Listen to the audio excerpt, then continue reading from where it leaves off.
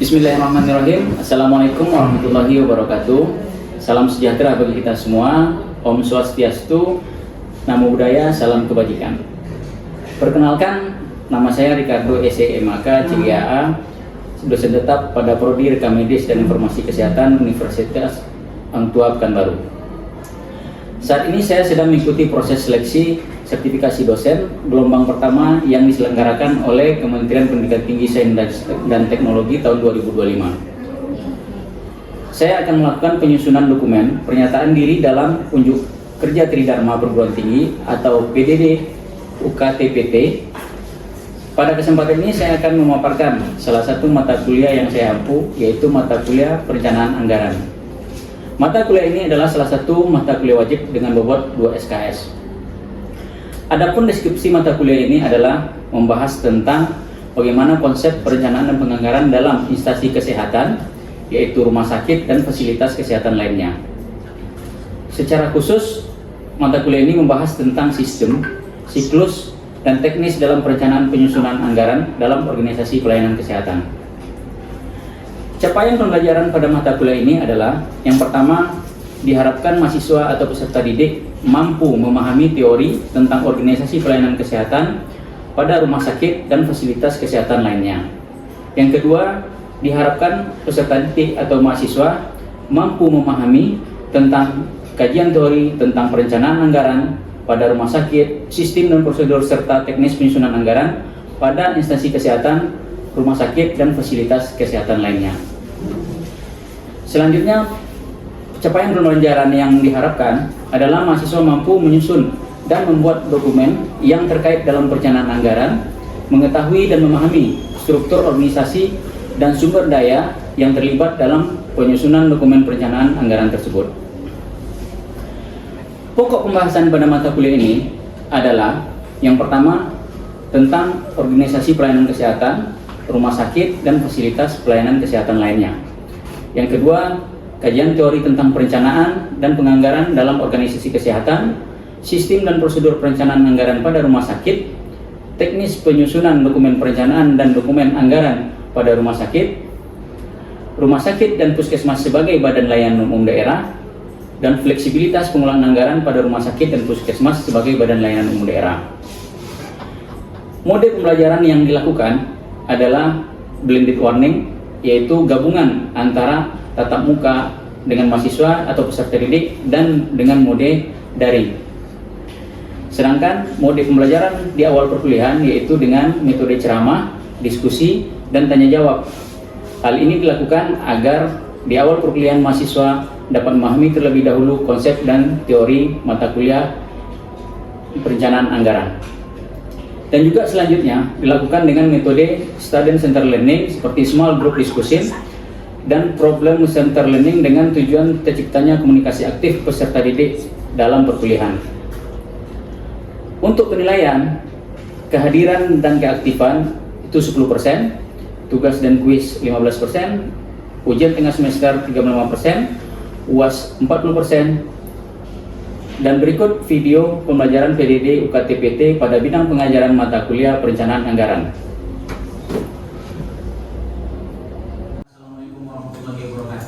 Waalaikumsalam warahmatullahi wabarakatuh.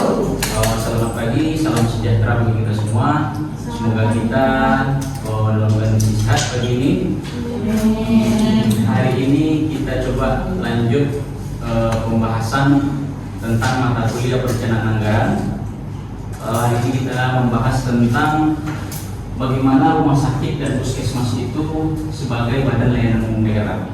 Artinya secara sederhananya rumah sakit itu adalah organisasi kesehatan yang mementingkan atau memprioritaskan pelayanan kepada pasien. Bagaimana dengan puskesmas? Puskesmas juga seperti itu. Artinya yang mereka jual itu adalah jasa. Bukan mereka itu bukan jual barang, tapi jual jasa. Bagaimana puskesmas dan rumah sakit itu nanti memberikan pelayanan kepada pasien secara optimal. Nah, itu yang akan kita bahas. Nah, oke. Selanjutnya bagaimana dan apa tugas dan fungsi rumah sakit dan puskesmas itu? Yang tahu siapa? Yang ada tertanam bagi kita, yang ada dalam pikiran kita, rumah sakit itu sebagai apa coba?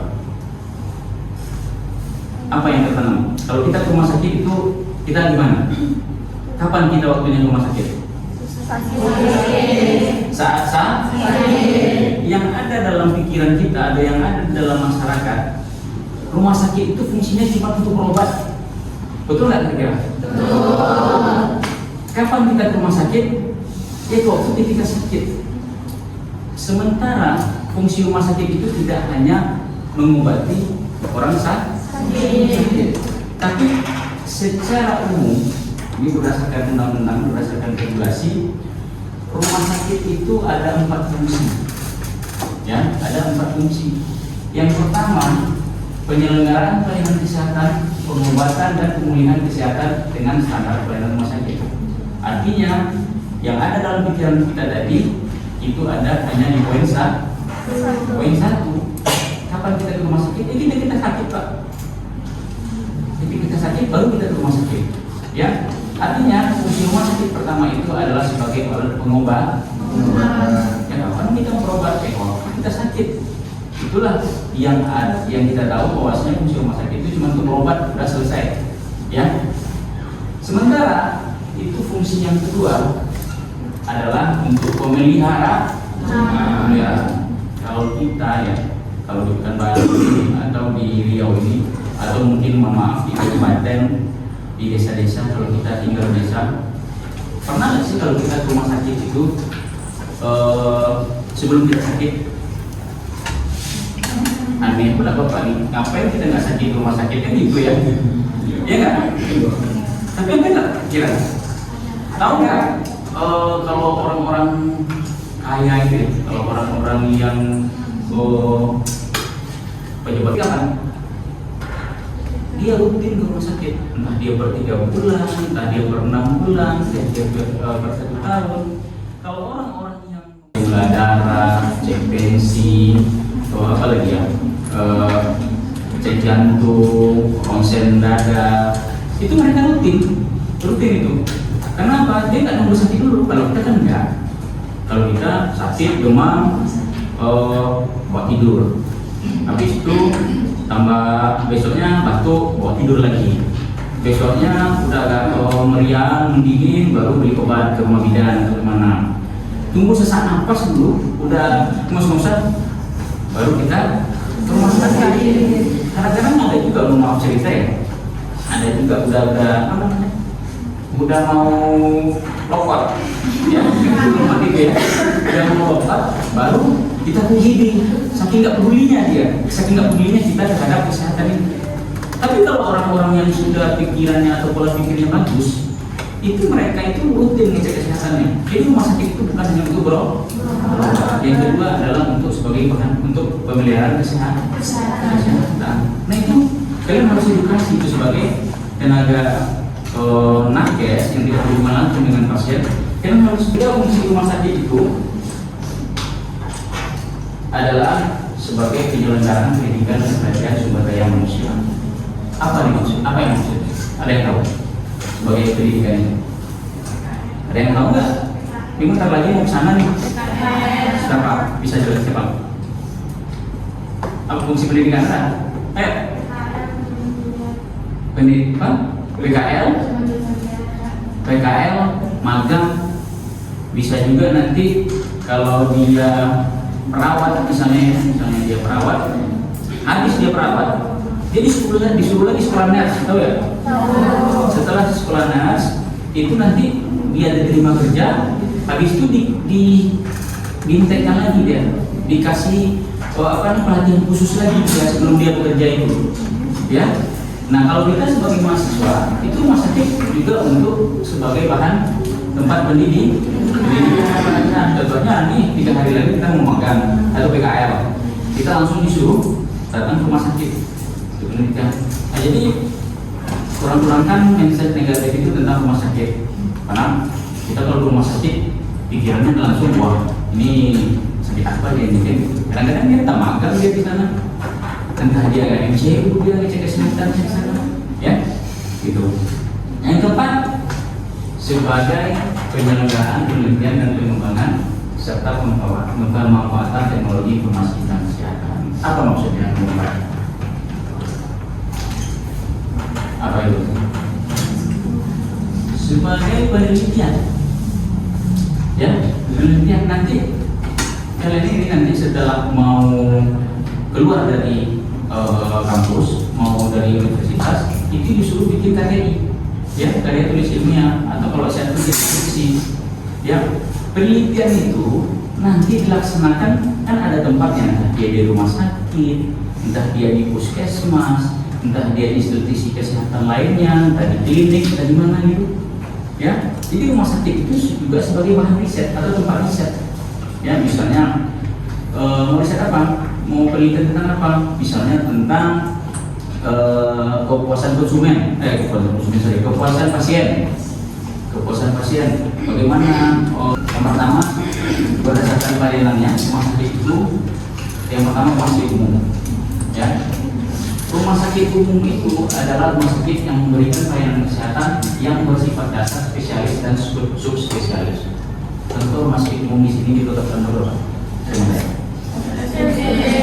RSUD, ya sudah diterima setelah begini, apa? Rumah sakit jiwa. Rumah sakit jiwa itu tidak termasuk rumah sakit umum. Awal mula rumah sakit umum. Apalagi? Eka Hospital rumah sakit umum. Aulia Hospital itu rumah sakit umum. Safira rumah sakit umum. Tabrani rumah sakit umum. Jadi yang dilihat adalah pelayanan. Jadi yang termenset sama kita dari dulu, rumah sakit umum itu adalah rumah sakit yang dikelola oleh pemerintah. Sementara dia melayani semua berbagai penyakit. Betul atau tidak? Betul. Jadi awal masuk rumah sakit umum, baru rumah sakit khusus. Jadi berdasarkan pelayanannya. Yang dilayaninya semua penyakit seperti umum, semua pada umumnya penyakitnya masuk ke sana. Ya. Yang kedua, itu ada namanya rumah sakit khusus. Rumah sakit khusus ini adalah rumah sakit yang mempunyai fungsi primer, memberikan diagnosis dan pengobatan untuk penderita yang mempunyai kondisi medis khusus, seperti RSJ. Emang ada orang melahirkan di RSJ? Mana ada? Kalau orang masuk RSJ itu pasti ada, pasti udah tahu apa diagnosanya, nggak perlu ditanyakan diagnosanya. Mereka medis pun juga nanti apa diagnosanya, nggak mungkin ini SPOD, ya kan? Nggak mungkin dia ngecek matanya ke RS, nggak mungkin dia sakit jantung perginya ke rumah sakit RS. Jadi bedakan ya, karena kan kalau rumah sakit jiwa tadi juga ada yang tuh rumah sakit umum, rumah sakit jiwa pak, itu rumah sakit jiwa bukan rumah sakit umum, tapi rumah sakit khusus karena dilihat dari pelayanan. Apalagi selain rumah sakit jiwa tentunya? Apalagi? PB, PBC, PBC tahu? Rumah sakit khusus mah? Kan nggak ada itu orang lain di sana. Ada rumah sakit jantung di sana? Nggak ada. Ya itu rumah sakit khusus. Nah, kalau kita masuk bagaimana sih bagaimana perencanaan anggaran rumah sakit dan puskesmas itu sebagai badan layanan umum daerah. Artinya tugas rumah sakit itu adalah melayani, tugas puskesmas adalah melayani.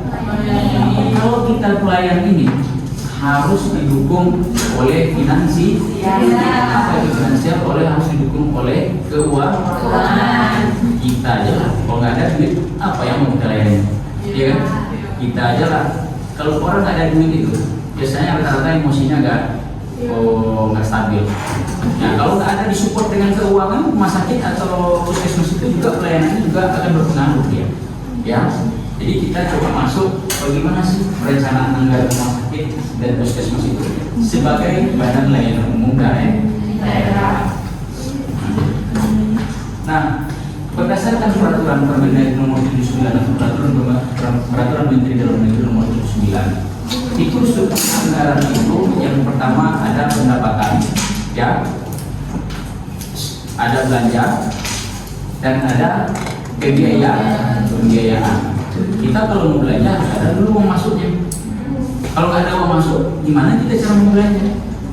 Ya, ada pendapatan, ada belanja, ada pendapatan, ada pembiayaan, itu adalah investasi. Berlebih uang pendapatan itu investasikan atau kita tabungkan, itu kalau secara pribadi. Nah, kalau kita bagaimana dia mengelola secara institusi, bagaimana dia mengelola sebagai organisasi kesehatan, nanti kita lihat jenis dari pendapatan rumah sakit dan puskesmas itu sebagai badan layanan negara. Yang pertama dari mana maksudnya rumah sakit itu? Jasa layanan. Jasa layanan. Apa itu maksudnya jasa layanan? Hah? Apa itu maksud dari jasa layanan? Rumah sakit uang masuk dari jasa layanan. Apa itu? Kita berikan pelayanan kepada pasien. Pasien itu bayar nggak ke kita? Ya.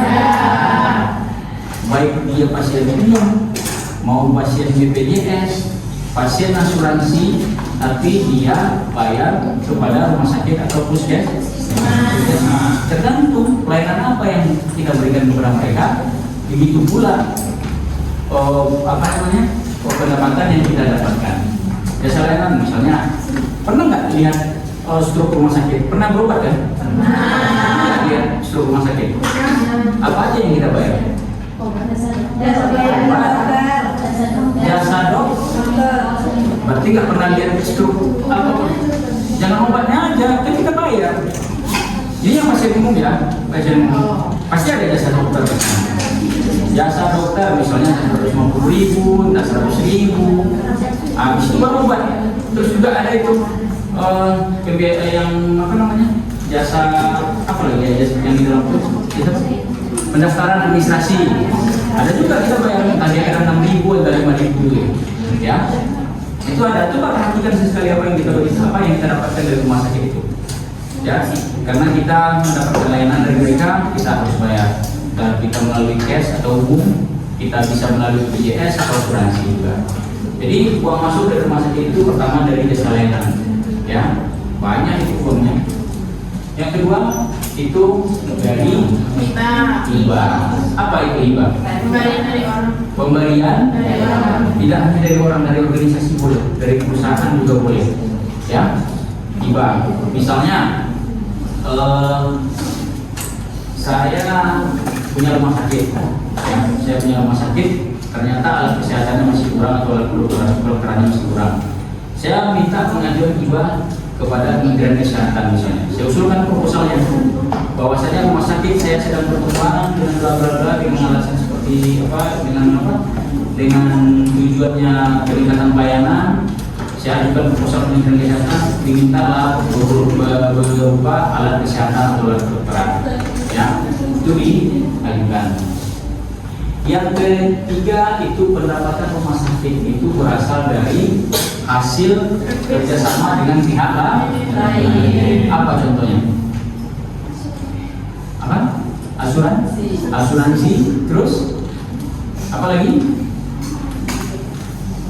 Apa lagi kira-kira? Kalau rumah sakit itu, kalau kita pergi ke rumah sakit, apa yang ada yang kita perhatikan selain pelayanan kesehatannya? Ada tempat parkir nggak di sana? Ada kantin nggak di sana? Kadang-kadang kalau kita ke awal prosedur ya, saya bilang kalau prosedur mal itu ada coffee shopnya malah. Ya, bagaimana pasien itu dibikin nyaman di sana? Itu uang masuk nggak bagi rumah sakit? Pendapatan nggak bagi rumah sakit? Iya. Pendapatan.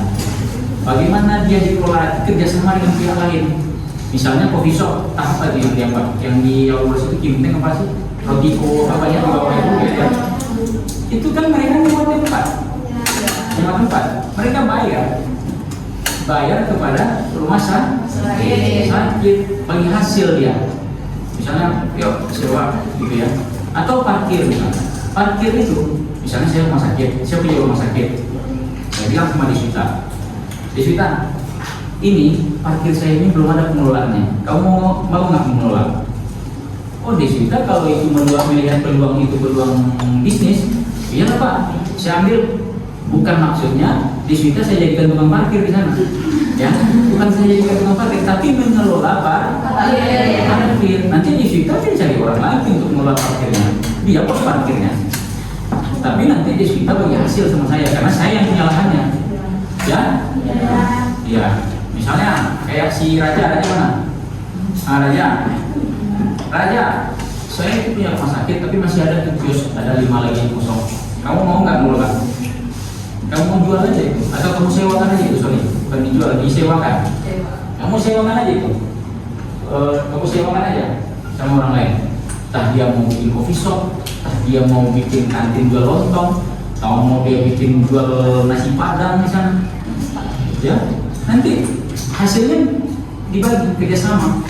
Satunya saya mempunyai kerjasama dengan Deswita sebagai parkir, juga sebagai bersama Raja sebagai dia pengelola kios-kios yang ada di rumah sakit. Itu masuk juga bagi rumah sakit gitu. Nah, yang lain apa? Kalau dia masuk ke pemerintah itu ada namanya pendapatan dari APBD yang entah kalau dia di bawah pengelola pemerintah provinsi itu pendapatan dari APBD yang dikelola oleh gubernur APBD ya, atau kalau dia oleh kota ada pemerintah kota itu ada pendapatan dari APBD pemerintah kota namanya. Ya banyak itu. Yang kelima itu adalah lain-lain pendapatan rumah sakit. Nah, apa saja jenis belanja yang ada di rumah sakit itu? Pendapatan ada dari jasa layanan, ada dari hibah, ada dari kerjasama, ada dari pendapatan jasa giro, pendapatan bunga dan lain-lain ya. Kalau belanja ini terdiri dari belanja operasi dan belanja modal, ya. Apa yang termasuk belanja operasi dari rumah sakit ini? Adalah belanja pegawai, belanja barang dan jasa, belanja bunga dan belanja lain. Belanja operasi ini maksudnya bagaimana sebuah rumah sakit itu atau bagaimana sebuah puskesmas itu berjalan melalui operasionalnya. Artinya harus ada itu baru rumah sakit ini bisa melayani. Ya, contohnya kita punya karyawan, kita punya pegawai. Berarti tiap bulan itu harus kita keluarkan. Dari mana uangnya? Ya dari pendapatan tadi. Baru kita kasih atau baru kita bisa bayar pegawai atau bayar karyawannya. Yang kedua itu belanja barang dan jasa. Contohnya alat-alat kesehatan, mau dia infus, mau dia apa namanya alat suntik, apa lagi? Itu alat kesehatan itu, sarung tangan, masker, tabung oksigen, alat tulis kantornya, komputernya, itu kan dibeli, ya. Apalagi misalnya yang bulan ke bulan bayar listrik, bayar servis AC, bayar internet, bayar apa lagi? Bayar air, servis AC, servis proyektor, segala macam yang berhubungan dengan belanja barang dan jasa. Itu harus dikeluarkan tiap bulan, ya, harus dikeluarkan tiap bulannya. Dari mana uangnya? Ya, dari pendapatan tadi. Ya. Yang ketiga namanya ada belanja bunga, yang keempat itu ada belanja lainnya. Ya. Nah, yang kedua itu ada namanya belanja modal. Apa saja yang termasuk belanja modal? Yang pertama itu ada belanja modal tanah, yang kedua belanja modal peralatan industri. Nah, ini apa contoh belanja modal peralatan industri? A, AC. Apa lagi? Belanja modal peralatan mesin, mobil. Rumah sakit punya ambulan nggak? Mobil kan? Ya. Mobil apa? Mobil ambulan. Untuk apa? Untuk pelayan. Kan kita ceritanya pelayanan jadi. Ya. Bagaimana menunjang pelayanan? AC, mobil, komputer, alat-alat kedokteran, misalnya entah alat scan, alat ronsen, alat CT scan, alat apa. Yang penting bagaimana rumah sakit kita itu lengkap peralatannya, orang akan masuk ke sana. Ya, siklusnya akan seperti itu. Semakin banyak, semakin bagus pegawainya, lebih banyak pegawai, semakin ramah pegawainya, orang akan makin senang masuk ke sana. Tapi kalau sekali saja mereka rusak, misalnya termenset ya, di sana perawatnya agak kasar, misalnya kan, itu akan mau lagi orang sana. Nah, bagaimana perawatnya itu supaya bagus? Ya dikasih gaji, dikasih reward, dikasih bonus, gitu ya. Berarti kan dia senang kerja di sana, berarti dia nanti juga akan bisa melayani dengan baik, gitu. Nah, terkait dengan belanja asuransi, bagaimana peralatan rumah sakit kita itu lengkap? Ada alat produsennya, ada alat OK-nya, alat operasinya, ada ruang operasi, ruang OK-nya, ada ruang PK bersalinnya, ada ruang CT scan-nya, ada ruang observasi, ada ruang apa segala macam, punya ber-AC. Bagaimana dibikin senyaman mungkin agar orang datang ke tempat kita. Kenapa rumah sakit itu bisa berkembang? Cuma bagaimana rumah sakit itu bisa maju? Karena pelayanannya bagus, orang ke sana, pelayanannya bagus, orang mau berobat ke sana, mereka dapat duit banyak dari jasa layanan, pelayanannya bagus, dapat duit, kan siklusnya seperti itu aja. Kita layani pasien dengan baik, ya, kita layani pasien dengan baik, dapat pendapatan dari jasa layanan, jasa dokter, jasa perawat, obat, segala macam. Jadi uang itu dibeli lagi alat-alat kesehatan. Jadi orang akan berobat ke sana, kita kayak mana? Contohnya aja lah. Kemarin melahirkan di mana coba? Oh, kami melahirkan di Iran kemarin. Kenapa? Itu perawatnya enak, bidannya bagus, dokternya bagus, ruangannya ber-AC misalnya. Terus alatnya lengkap, ruang operasinya bagus gitu. Nah itu termasuk salah satu jualan mereka dengan memperbanyak sarana dan prasarana mereka. Ya, bisa. Oke.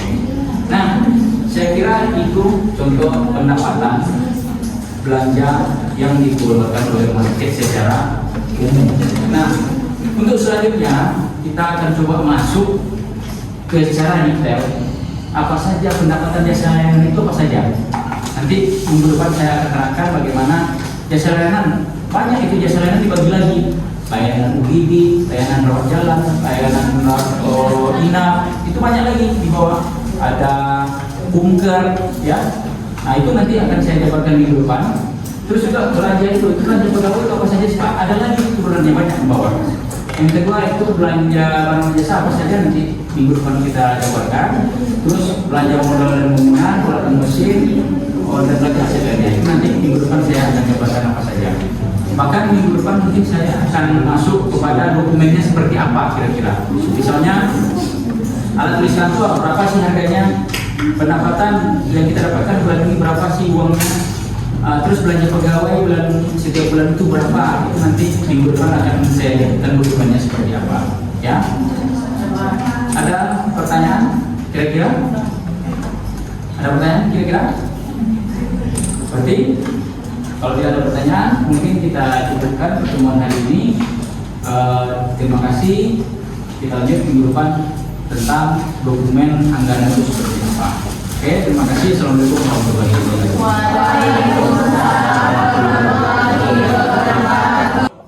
Demikian video pembelajaran PDD UKT-PT pada bidang pengajaran mata kuliah perencanaan anggaran. Semoga bermanfaat. Assalamualaikum warahmatullahi wabarakatuh.